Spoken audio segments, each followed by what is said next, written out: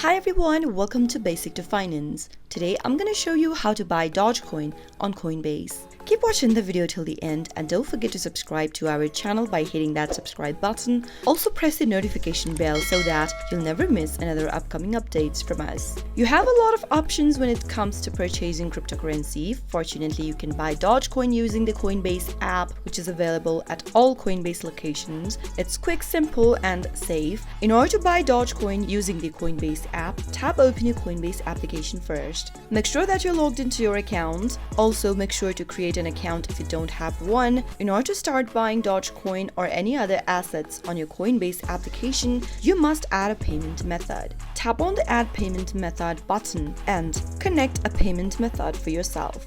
You can use a bank account, debit card, or initiate a wire. In my case, I have an option that says credit/debit card. Tap it on and follow the on-screen prompts on the next page. Fill in your information for your bank card and tap on Add Card in order to add a payment method first. Once you add a payment method, you can start a trade. Go to the Assets tab at the bottom of the page and tap on Explore Assets. Select Dogecoin from the list of the assets displayed on the screen. Once you find Dogecoin, give it a tap. Now, tap the Trade button at the bottom and click on Buy Doge. You need to enter the amount of money you are willing to spend in order to buy a Dogecoin. Once you do that, you'll be able to see a Preview Buy button at the bottom of the page. Simply tap on that button in order to buy Dogecoin on Coinbase. On the next page, you'll be shown the details of your purchase. Make sure everything looks okay and then confirm your purchase. That is how you can easily buy Dogecoin